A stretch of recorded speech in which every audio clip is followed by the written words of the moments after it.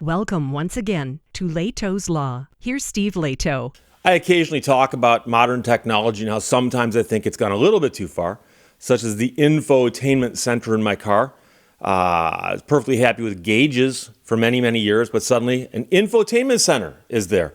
And of course, the other problem we have is some of the modern technology makes things more expensive, but also more prone to, breakdowns and so on. But then we've also heard stories like, for instance, that advertising might be coming to some of our appliances. So you walk into the kitchen and your refrigerator might throw an ad at you. And so the story that Kevin sent me to check out is one of these things where I admit I had not thought of this yet.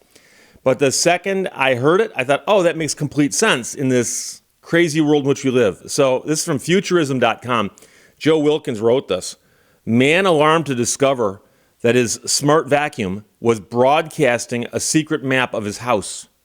So you know those little vacuum cleaners that you get that are robotic and they go out and they just do their thing on their own?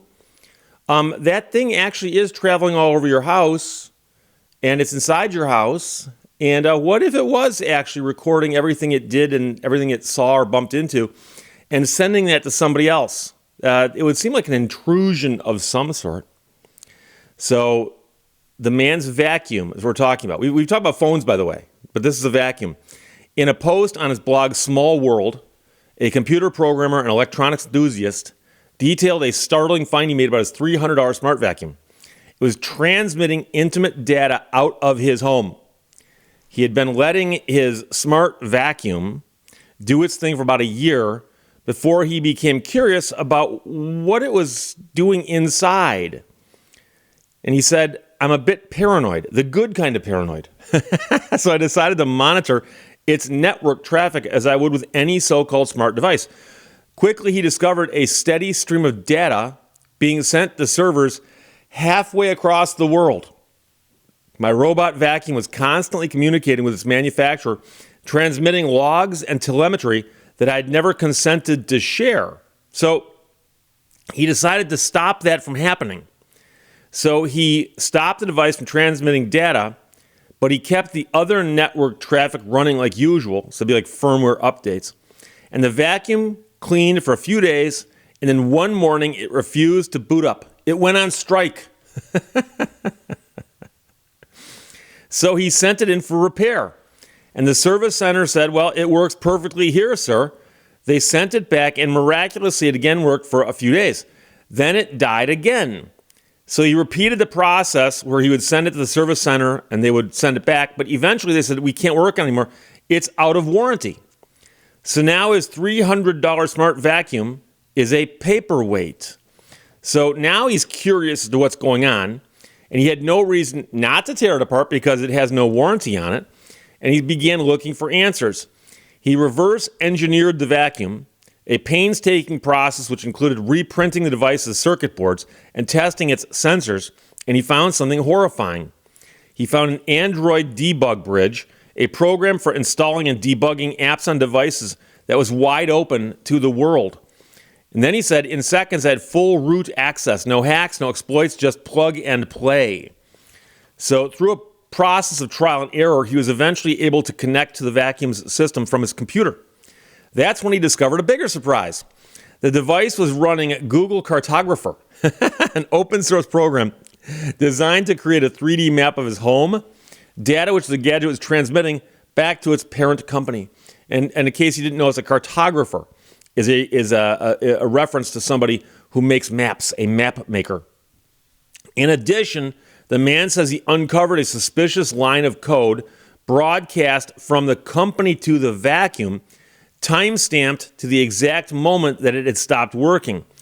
Someone or something had remotely issued a kill command. So when somebody at the other end realized that what he was doing was cutting off the communication, they then shut the unit off. So he says, I reversed the script change and rebooted the device. It came back to life instantly. So they hadn't merely incorporated a remote control feature, they had used it to permanently disable his device. And the weird thing here is, again, you buy the device, don't you own it?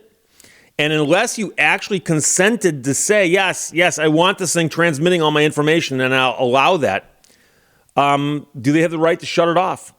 So he said the company that made the device had the power to remotely disable devices and used it against me for blocking their data collection. Whether it was intentional punishment or automated enforcement of compliance, the result was the same. A consumer device had turned on its owner. I keep telling you, that toaster, I don't like the way the toaster is looking at me in the morning. The man warns that dozens of smart vacuums are likely operating similar systems. Our homes are filled with cameras, microphones, and mobile sensors connected to companies we barely know, all capable of being weaponized with a single line of code. At the end of the day, it's a stark reminder that for-profit tech often comes at a hidden cost and one that doesn't end after you pay at the register. So all you got to do is think about the devices you have, what information they have access to.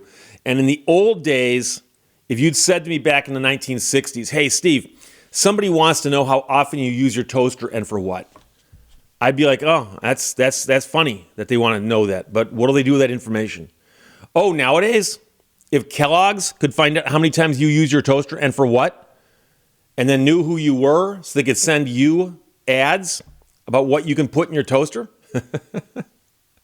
Yeah, and that's the thing, is that it's hard for us to wrap our heads around how much data there is about us and who's got the data and what they're using it for. Because like I said, in the old days, the data collection itself would have been difficult. The storage would have been impossible. And to sort through it, mind-numbingly beyond human capabilities. I'm talking about in the 60s or 70s. And so it's hard to imagine this now, but yes. And so I remember the first few stories I saw about websites tracking you. You're on the internet, you're having fun, you're surfing the web, and you discover that, oh, by the way, you're being tracked. And at that time I thought, well, that's kind of intrusive, but really, how bad is it? And then, of course, later on when they started throwing ads at me targeted based on what I've looked at, then I go, oh, that is a bit intrusive. It's a bit intrusive. But this is scarier here because you buy this device, it's an appliance, you're going to use it in your house. And you think, oh, this thing, after I buy it, will vacuum for me, and I don't have to go out and vacuum myself or hire someone to vacuum. And you discover that, oh, but while it's vacuuming, it's recording stuff inside your house, like the measurements of your house, for instance. And it's sending that data to somebody. And presumably, the device knows where it is. And so all this data is being collected about this guy and his house. And I'm not sure what other things it might be collecting data on. Does it have cameras? I don't know. But that's a worrisome thing. So it's just the day and age in which we live. This is not going to get better. It's only going to get worse, assuming that you agree with me that we don't want to be surveilled by our appliances. Now, I'll admit, that's the first time I've used that phrase today, surveilled by our appliances, which sounds like a good indie rock band album, surveilled by our appliances. But it's still early. I might say it again later today, who knows? But it's where we are. And, occasionally there's pushback on these things, and occasionally there's something done about it. I wouldn't be surprised if somebody files a class action and says, hey, never authorized this. I bought this device. It was spying on me, and they're stealing my information. But, of course, as we know with class actions, you're going to get a coupon good for 50 cents off your next purchase of a remote vacuum thingy. I will tell you, I got another card in the mail last week, and it says it was a class action. And I don't even remember what it was for, but it had something to do with data. Something to do with my data. My data was leaked someplace. I don't know, some bazaar in Turkmenistan. But I got this card, and it goes, you're a member of this class. Would you like to join? If you would, fill out the information. And as I was writing in my name, address, phone number, and email, I thought to myself, what's to keep them from selling this information? And it's got me so paranoid, a good kind of paranoid, but a paranoid nonetheless, that's all I think about now, is I'm filling something out going, okay, am I just handing my most recent information over to somebody who's going to sell it? I don't know, but that's where we are now. So there you go. Kevin, thanks for sending it from futurism.com. Joe Wilkins wrote it. Man alarmed to discover that a smart vacuum was broadcasting a secret map of his house, and the vacuum got shut off when he shut off the supply of data. Questions or comments, put them below. Let's talk to you later. Bye-bye. Thank you for watching Lehto's Law. As one moves through life, one learns that if you don't paddle your own canoe, you don't move.